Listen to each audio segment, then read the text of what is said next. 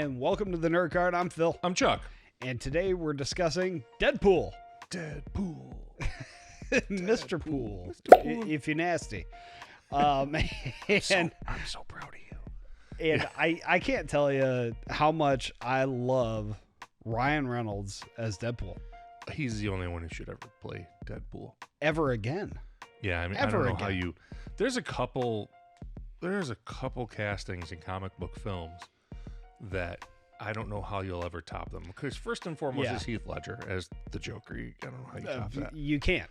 But Ryan Reynolds is in that same class with Hugh Jackman as Wolverine. Yeah. I don't know how you top those guys as those characters. You can't. I mean, Ryan Reynolds lives and breathes Deadpool. Oh, yeah. He's Deadpool in his real life. Well, sure. Like, the sarcasm, the quips. I mean, he is Deadpool. And he lobbied to make this film forever. I mean, it's a very, very rare occurrence where you'll have a character play in a film was a minor character and it flopped. And I'm speaking of Wolverine Origins or X-Men Origins Wolverine, whatever it was called. We don't talk about that one. It's a terrible movie. And he was Deadpool in that film. Yeah. And he was Wade Wilson. He was Wade Wilson in that film. He was not Deadpool in that film. Sure. They tried. It was going to be in the same program making him Deadpool. Yeah, it was blah, blah, blah, blah. Abomination. In any event, Weapon X is what he was. He got to continue on. Yeah. And make an actual Deadpool film, and 2 Deadpool films, and going to be 3 Deadpool films. And that all happened because of a leak. They had some leaked test footage that came out on the internet prior to the movie coming out, and it was that opening scene where they're on the interstate, and they've got the guys in the SUV. They leaked that entire first scene, and because of that, the movie got greenlit. I mean, it's a great first scene. It's awesome. Deadpool is one of those movies that the minute it starts, you're laughing through the opening credits. Yeah. And that's, it's exactly as it should be, as an irreverent, funny superhero, anti-hero. And to try to make Deadpool any other way would be a mistake. It would. Yeah. It's also, I think, was a challenge and a miracle, frankly, that they pulled it off as well as they have. Yeah, no, I completely agree. And I think that's in no small part due to Ryan Reynolds. I mean, absolutely. He's a writer on the films. Yep. He's an executive producer. He is Deadpool. Absolutely. If we have a Deadpool movie and he's not involved, I don't want to see it. I mean, his personality shines through in it, right? You know that it's Ryan Reynolds. Look at him as Van Wilder. I mean, he's got the same kind of cadence as he does as Deadpool. He's still Deadpool as Van Wilder. Right. Or in Waiting, or, I mean, frankly, most of the characters he plays, because he brings himself into a lot of those roles. Absolutely, he does. But just to get back to what you were saying with the credits, that starts out the fourth wall breaking. 100%. And the credits of that movie and it continues in Deadpool 2, but we'll get to that. Yeah. Are hysterical. Just hysterical. You're laughing. You're watching in the theater. The credits of a movie are not. It's usually where you tune out. Yeah. But these credits of this movie, directed by some overpaid idiot, or whatever they say, something like that. Right.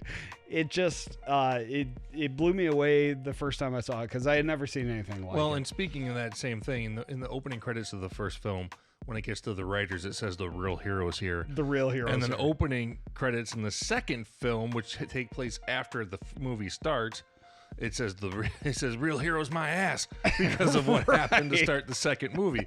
So it's really great how they use that in both films. 100%. The yes. opening and closing credits is to continue on or engage you into the story. Yeah. And then in the first movie, starting with the first movie, you're right into it, right? He's in the middle of a battle on an expressway. Yeah. Oh yeah. Full-fledged, well, not superhero, because he's not a superhero, but full-fledged kicking ass as Deadpool. Oh yeah. And then it starts his origin story interwoven with that to kind of, well, this is how we got here. Yeah. Right. Well, and using a tired Hollywood trope, the flashback. Sure. But It's done well. It's done well. It's done masterfully, I might say. And there's winks to that too. You know, there's nods to that, like, oh, okay, we're gonna be lazy and do a flashback. You know. Oh yeah, he calls it out in both. Oh, lazy. In both movies, yeah. Anytime there's something like that. More so in Deadpool 2, Right. but he definitely does it in the first one as well. That's convenient, you know, or something. Yeah, exactly. Just hysterical stuff. And so we do have the other interesting thing, especially where, you know, breaking the fourth wall. Mm-hmm. They include a couple of X-Men, but not really the X-Men. Well, okay. Which is interesting. In some regard. Yeah. I mean, Teenage Negasonic Warhead, yeah, right. Yeah. Not a main X-Man, even in the comic, I don't believe, or ever was. No, not even close. But Colossus is an old school X-Man. Yeah, oh, for sure. He's not been gigantic in any of the films they've made for whatever reason. Yeah. But in the comic, in the Uncanny X-Men, he was colossal. Colossus was You might say. huge. He was a giant part of that series. Yeah, absolutely. You know, Colossus was a giant character, and they use him as comic relief. Yeah. Which, right, you know, here's a guy, Colossus, who has, he's in the 100-ton plus strength range in Marvel. No, yeah, And it's huge. They actually finally, they do show that in the second movie, and we'll get to that. But you have this guy who's really this big badass being used as comic relief.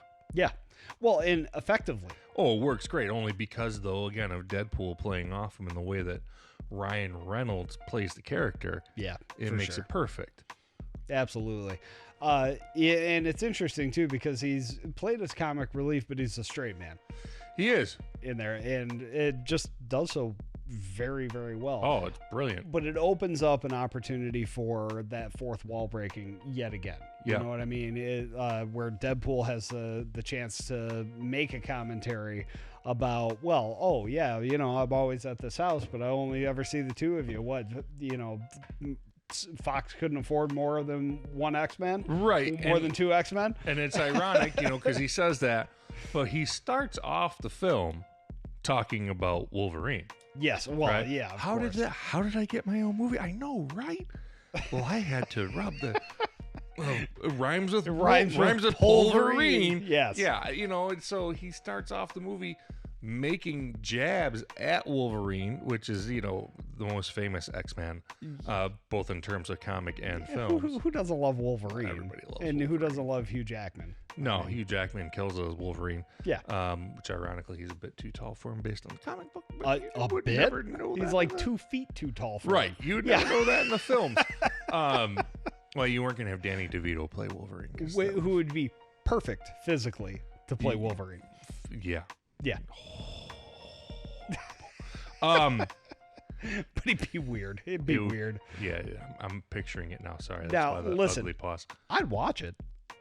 Yeah, I'd watch but it would lose Jamie all DeVito credibility. Well, of course, yeah. It's Always Sunny in the Xavier School for Gifted Mutants.